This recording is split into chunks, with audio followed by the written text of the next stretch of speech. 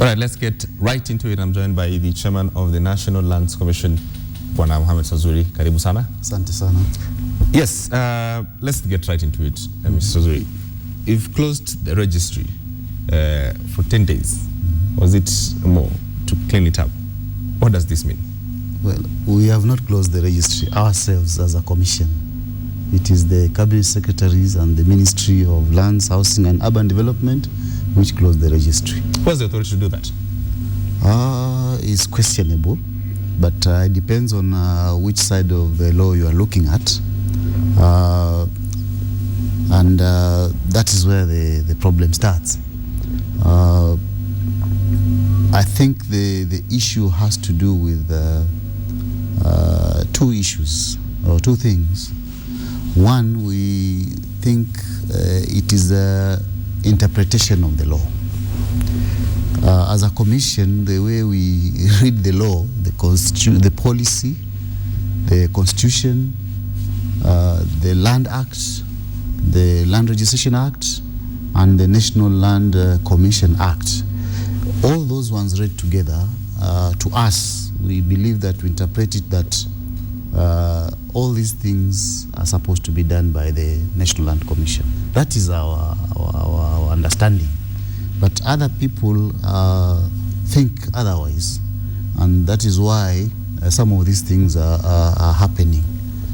Where, in our understanding, all those activities, the land sector activities, are supposed to be undertaken by the National Land Commission, of course, with some functions being done by the ministry, especially the policy side of the functions, as outlined in Section 6 of the Land Act. That is where the functions are properly outlined for the ministry. For us, there's a commission, they outlined in all those documents, scattered all over, and there are many of them. That is what we think is the first issue, is the interpretation of the law. And that is why we have gone to the Supreme Court for us to get the proper interpretation, whether what we are saying is what it should be, and if there is any other interpretation, they will tell us. Mm-hmm. And before we go to the next issue, Chairman, first ask a straight question, because it appears that the Cabinet Secretary, Charity Ngilu, is saying one thing, and is especially saying that your commission and yourself are blocking changes in the Ardhi House. You're the ones who are the stumbling block, in effect, on the changes that the ministry wants to make. That one is not true. And as I'm saying, there are many things that are being said. But you know, reforms are very, very painful things to undertake. Reforms require us to change from the past. And old habits, you know, die hard. So the Commission has never resisted any change. In fact, we are the agents of change. That's why we are put in place. We have supported and initiated all the moves to ensure that the land sector moves forward in as smooth manner as possible. And the challenges that are there, we have tried to surmount them. But it is not true to say that the Commission is the stumbling block. Where there is no there's no consultation, proper consultation, or where there is no proper participation of all the parties, that's when you say that we are a stumbling block. But you see, even if a move is intended to be in the correct way, with the good intentions, this is something that must be explained, and we do it together. So I think that is where I'm saying that the interpretation. If you are to look at what the law says about the functions of the ministry, and what the law says about our functions, and I don't want to go into the details of that, you'll find that actually all these are supposed to be under the Commission. So when we say that this is a mandate that should be done by so-and-so, this is the mandate should be done by so-and-so, that's where we are told we are blocking reforms. So was it blocking reforms, in your mind, in your interpretation? Well, I can't outrightly say that, but in a way it is affecting the implementation of reforms. Because you see, reforms are not an event that occurs in one day. Even the process of dealing with land is not a a one day event. It's a process, and there are processes which are ongoing. Now, when we came in, we started now looking at every stage in the process of either allocation or settlement, and ensuring that we remove any cobwebs which are there. So this, I think the difference is that things want to be done very, very fast. And as we think, we need to do them in a procedural manner. As I was telling you, if you stock check in a spare parts shop and you close the business for the day, people have a chance to go and look for spare parts in another shop or other shops. But if you do this to the land sector, that's the only shop that is available for all these, and therefore that is a good initiative to reform. But then look at the way it is done and the effects it has. Chairman, this has been going on for far too long. We've talked about this every day. We see it in the newspaper every single day. Something new comes up. Is there political will from the top to effect changes in the lands ministry? Well, again, as you say, we have said this time and again. We believe there is a political will. Why is it? Because then how do you measure it? Because the President and His Excellency mentioned even during his inauguration that the work of the Commission will be supported, and he has said it several times. But that is what we are taking. We've seen that. We've seen that. But so this has gone on for far too long. Has the President or anyone else said, well, bring you and the Minister and say, well, what is the issue? Can we discuss this and leave this room with an agreement, with a solution? Has that happened? Yes, we have had meetings with Parliament, meetings in Senate. We have had meetings in Office of the President 3 times. It hasn't helped the matter. And even last week we were in Parliament again. It has not helped much because, again, I come back to the same issue that when we leave the meeting, the interpretation is different. And I must say that the matter is narrowing down to especially registration of titles to land.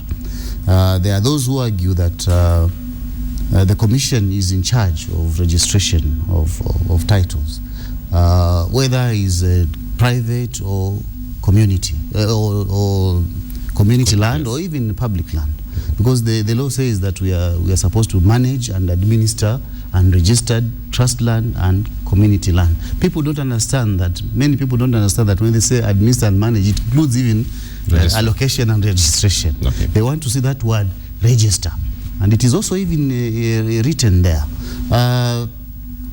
Therefore, we, when it comes to registration, other people think that the ministry should also have a share of that.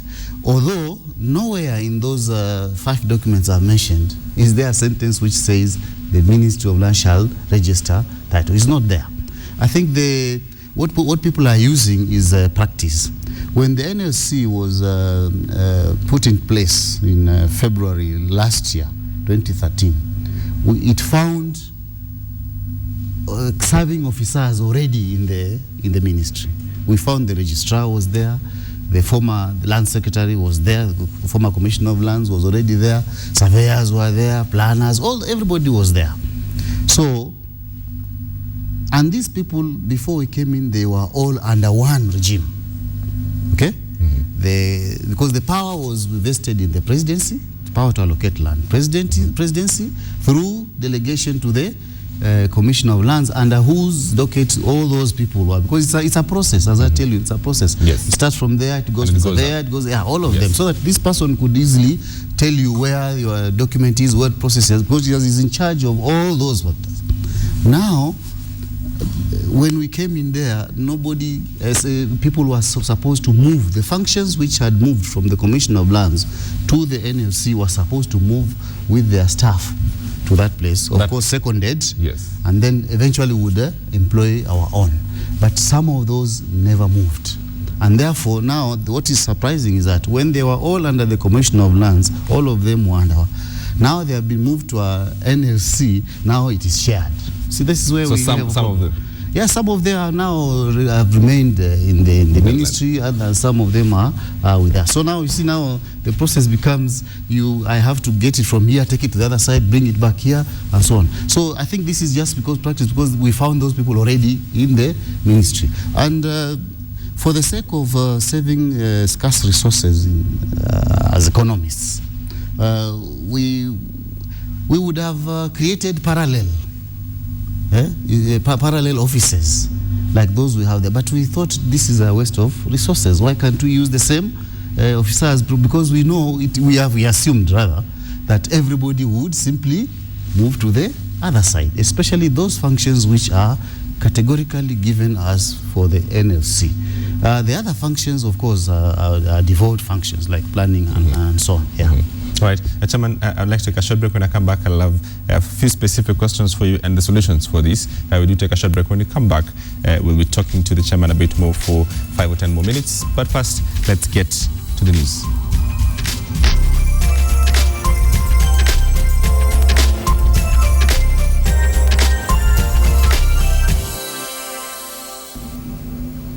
Right, and we'll be talking to the chairman of the NLC, Dr. Mohamed Suzuri. Let's finish this conversation. What are the solutions to this endless back and forth between the ministry and the NLC? I think the solution is very simple. We think that let everybody follow their lane. Let everybody follow their lane. Let us try to apply the law as prescribed and the policy as prescribed. Where there are difficulties, we can sit down and iron them out. Where there are overlaps, we can sit down and agree on how to share the overlaps. But I think the first thing we need to do is to accept that there's a new law regime and there's a new constitution, and there is a new body that has come in to help in resolving land issues in the country. If everybody was to attempt even to follow that, we can surmount any difficulties that will arise during the implementation of that follow-up. But if we keep on misinterpreting and trying to create other side shows on that, it is going to take a long time. As a commission, we are ready. We have always been ready. We have prepared.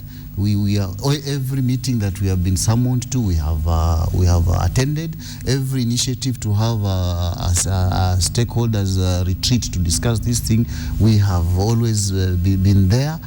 We have always accepted, and I think for us, these things can be easily solved if everybody keeps their lane. Mm-hmm. How often does Waziri consult you, right, on matters to do with the ministry? Because you're doing the same thing, you're supposed to work on the same matters. How often do you consult with Waziri? Well, we consult as necessary.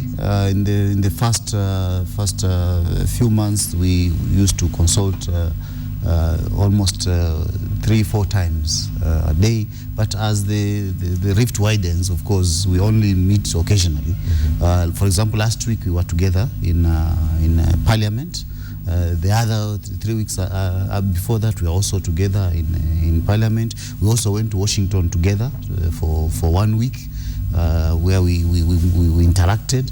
So I think it's simply a question of saying, you do what you are supposed to do, let me do what we are supposed to do. Where we converge, we do it together. Where we don't, everybody follows their side, and things will be okay. But I think as I say, I keep on repeating, when people interpret the fact, the matter that this is not yours, this is mine, I think that is where we have problems. Do you think it would, in the ministry's mind, you're a stumbling block and you're that pain that doesn't want to go away and that simply want to wish you away and do away with you? Well, to some extent, yes. But as I've told, as I've already told you, changing things that have been running on for ages is not an easy thing. And land reforms all over the world have not been easy. As we also saw when we were in Washington in a conference for 1 week, it's been a struggle for many countries and many agencies, and even international agencies, to institute land reforms smoothly. It takes time.